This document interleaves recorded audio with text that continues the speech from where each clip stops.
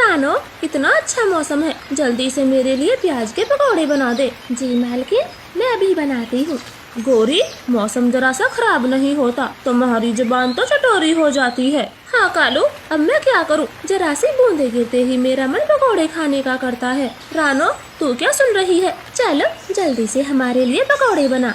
ऐसे कौवों की नौकरानी चिड़िया रसोई घर में जाती है और स्वादिष्ट प्याज के पकौड़े बनाने लगती। पकौड़ों की खुशबू पूरे घर में फैल जाती है और कुछ ही देर में रानो गोरी कालू के लिए पकौड़े लाती है। वाह रानो, तेरे हाथों में तो जादू है, पकौड़े खाकर मजा ही आ गया। गौरी मालकिन, मेरी माँ भी ऐसा ही कहती थी, उन्हें भी मेरे हाथ के पकौड़े बहुत अच्छे लगते थे। ऐसे रानो बातें करे जा रही थी और कालू गौरी सारे पकौड़े चट कर जाते, वो एक पकौड़ा भी नहीं छोड़ते। वाह रानो, पकौड़े हो तो ऐसे, वरना ना हो। मालिक, अब मैं चलती हूँ, बारिश थोड़ी कम है, कहीं ज्यादा पड़ने लगी तो घर कैसे जाऊंगी। हाँ रानो, जाओ और अपने बच्चों को देखो। ऐसे रानो हल्की हल्की बारिश में अपने घर जा रही थी। इन कंजूस कौवों से मीठी मीठी बातें बनवा लो, मेरे लिए एक पकौड़ा तक नहीं छोड़ा। ऐसे सोचते हुए रानो एक सब्जी वाले मिट्ठू तोते के पास रुकती है। तोते भैया, मुझे आधा किलो आलू और 1 पाव हरी मिर्च दे दो। रानो बहन, आलू तो खत्म हो गए, आप मिर्च ले जाएं। तोते भाई, मिर्ची से बच्चों के लिए क्या ही बनाऊंगी, ये प्याज के अभाव है। रानो, इस समय प्याज तो बहुत सस्ती है, बस 15 रुपए किलो है, आपके लिए 10 लगा दूंगा। ठीक है मिट्ठू भैया, आप आधा किलो प्याज दे दे, मैं भी गुड़िया कोको के लिए प्याज के पकौड़े बना दूंगी, वो दोनों खुश हो जाएंगे। ऐसे रानो आधा किलो प्याज खरीद लेती है और घर जाकर गर्मा गर्म प्याज के पकौड़े बनाती। मम्मा, आज तो मजा ही आ गया, ये प्याज के पकौड़े तो बहुत टेस्टी है।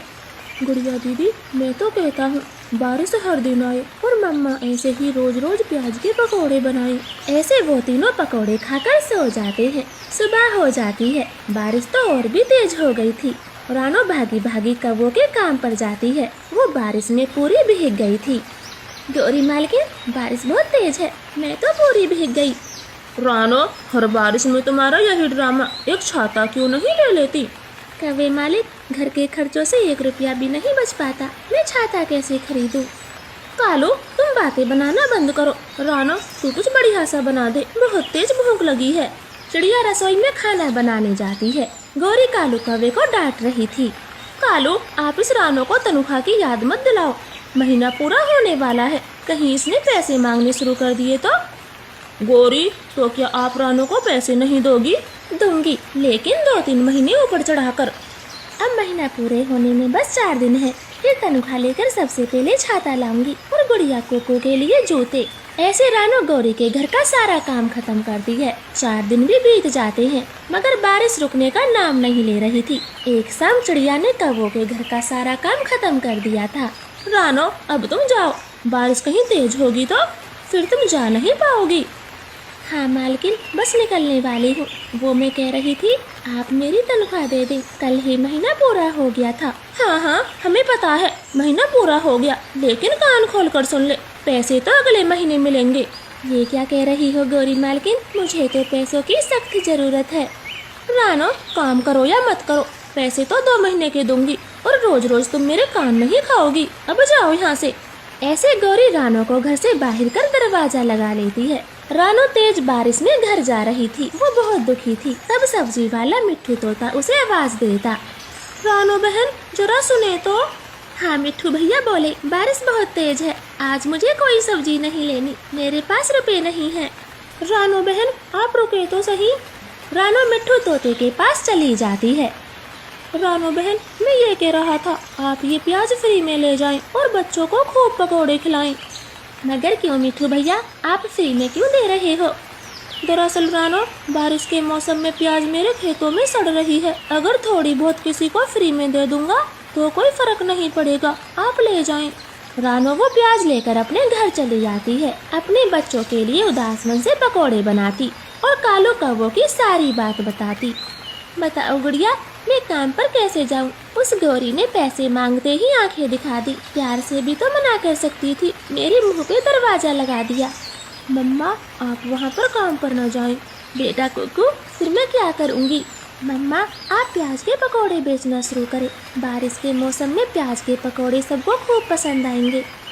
हाँ गुड़िया बेटी, और प्याज भी खूब सस्ती है, मैं ये पकौड़े ही बेचूंगी।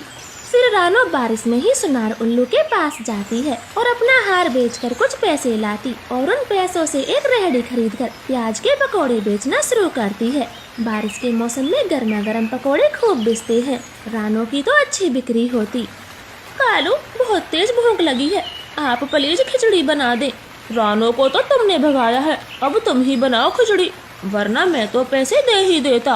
गोरी को खाना बनाने में बड़ा आलस आता है। कालू, आप रानो के घर जाएं और उसे बुला लाएं, मैं उसे आते ही पैसे दे दूंगी। कालू कौवा रानो के घर जाता है, लेकिन रानो तो अपने ठेले पर पकौड़े बेच रही थी। रानो, प्लीज काम पर चलो और अपने पैसे साथ के साथ ले लेना।